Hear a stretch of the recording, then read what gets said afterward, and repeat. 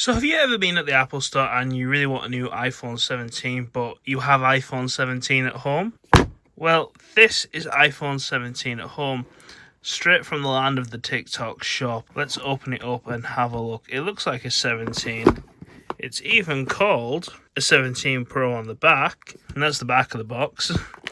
We have already opened it and had a play around to see how wonderful it really is. If we look at this, it even has that same box lift as the iPhone 17. Yeah, that is a fingerprint magnet and a half, isn't it? But look at that. There it is. That is the iPhone 17 at home. So we'll have a look what else is in the box first before we get to the iPhone itself.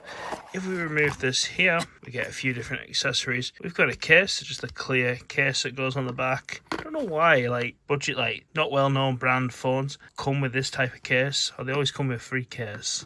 What's that about? Here's a Type-C cable. Just a USB one with a nice bit of colour matched orange plastic inside. Now, you don't get that at Apple. And we have some earphones. Surprisingly, they are not like the ones that sort of look like AirPods. And we also have a SIM tray pin because, believe it or not, this is a dual SIM device, which a lot of these cheaper phones are. So that's the contents of the box. Let's have a look at the phone itself.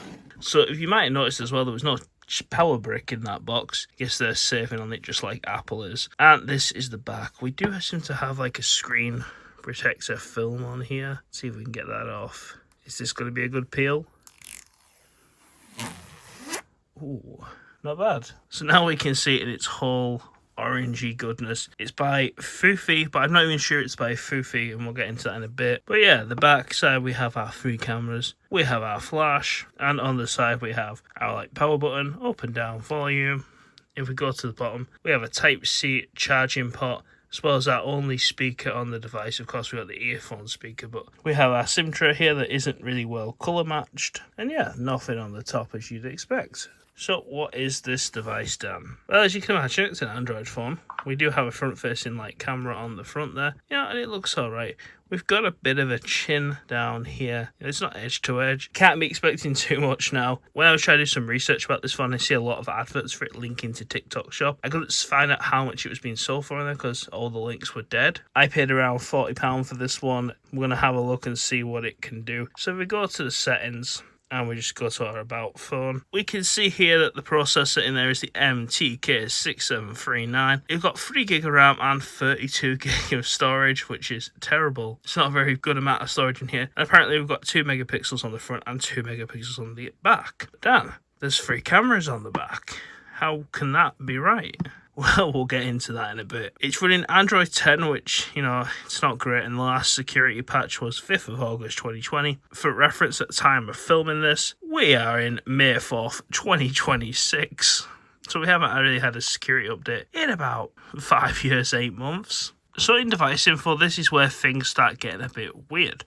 So as we look on the back, we can see that's called a Foofy, or however you want to say that. And on the back of the box, it's called the M17 Pro, and it definitely says it's a Foofy again. But if we look up here, it's a Cloud Cyclone C4. Now, Cloud, when I had a look online, seems to be just someone that makes these type of phones, cheaper phones. So I don't know if it's like a sub-brand or what's really going on there. But yeah, we can see here that we are running Android 10. We can see how much RAM we're using here. We can see that all this Cyclone C4 stuff, and at least the processor's right. So I do believe as well this processor is quite a bit older as well. I think when I looked online, I'll put it on the screen if I'm wrong, it came out in 2017, which, it's been a while since then. And here's some information about the screen. It's 612 by 720. It's 6.54 inches, so it is a big display, but it's really not good for watching video, as we'll find out in a bit. It's got a 60Hz refresh rate apparently, and we can see some other things there.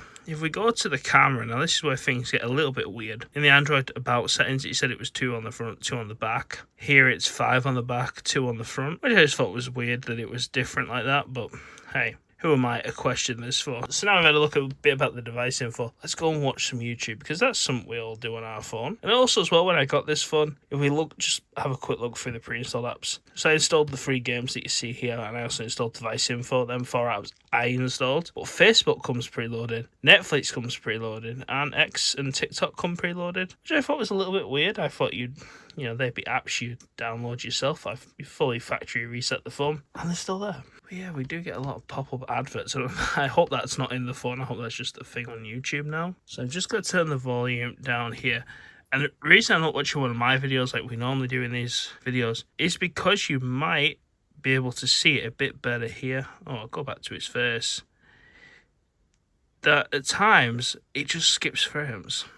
So at times there's just a bit of frame skipping. You might not be able to notice it terribly well right now. It seems to be playing fairly well at the moment. At times you just get this bits of frame skipping and it's really noticeable. I take it's maybe doing background tasks. Updating this phone was a pain. Updating the pre-installed apps on this phone took ages. Even there were 10, 12 megabyte updates. It took ages and I don't know really why. I know wireless isn't as fast as Ethernet, but it should have gone faster. So if we watch one of my videos to hear the speaker. And it didn't do so well. SteamOS just kind of wasn't there yet. And for those who know, you look at this one, like, where's the Steam logo? The audio isn't terrible. It's just not great. It's not something you want to listen to for ages. It would work if you had to listen to something. I just don't recommend it. It's not an enjoyable experience on this device. And also as well, the screen has more of the reds are really pronounced. So it showed up too well on camera, but in person, this part here, really red. And, I'm not sunburnt or anything. I don't know why that is, but hey. So that's the video watching experience on this phone. Another thing as well is multitasking. It's not really built for that, but we can play some games. And we'll do a little bit of game testing now, because why would you ever buy a budget Android smartphone and not play a few games on it? So we'll start with the OG, because obviously we're not going to be pushing ourselves too much here. Candy Crush, but it's still a good game. So I kind of wanted to go back. I played a bit of this yesterday. Wanted to go back and play level 10 again, just because at the beginning it's got quite a bit going on, and it'll show you a bit about, what's going on and how much you can do. As you can see there was a bit of screen tearing. There we go again. Yeah, you can see when there's a bit going on, it does lag a bit, but it works. It lags a bit, but it's playable. It's nothing too amazing. And now this is probably the most high-octane game we have on this phone here. This is Asphalt 8, and it plays surprisingly well.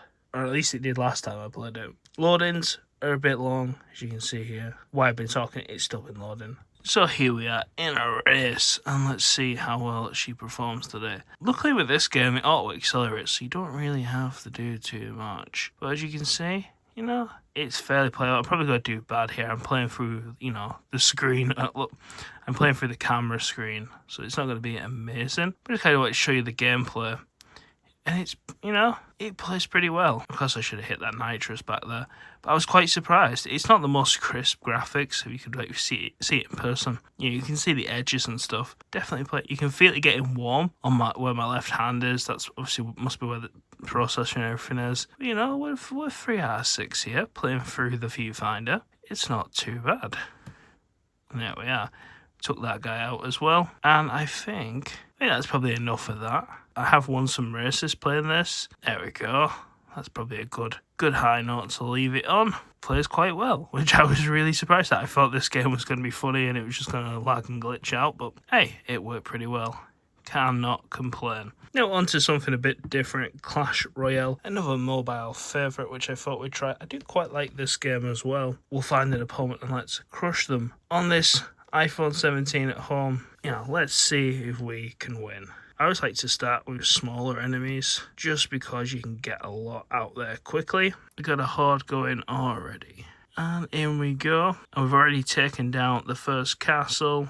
Let's send some archers. This guy is trying to get me. And I've won. Did I win? Did he quit? I think he quit. I wasn't paying much attention. I was looking more at the bottom of the screen. But as you can see, iPhone 17 at home definitely can help you win a game of Clash Royale. Now, one of the weirder things about this phone, the camera. So the camera is terrible. It makes that weird noise as well. And I don't know. We'll pull this off the side. Let's have like a one-piece card. I don't know if that's like auto focus or something. The camera is terrible. I didn't know what anyone was expecting. If you have an experience like a free camera setup phone, when you zoom in and out, that the camera changes. So we're covering the top camera. And it should, change as we, zoom in and out. But it doesn't. You can see we're well zoomed in there. Every zoom all the way out, zoom all the way in. It's still this top camera.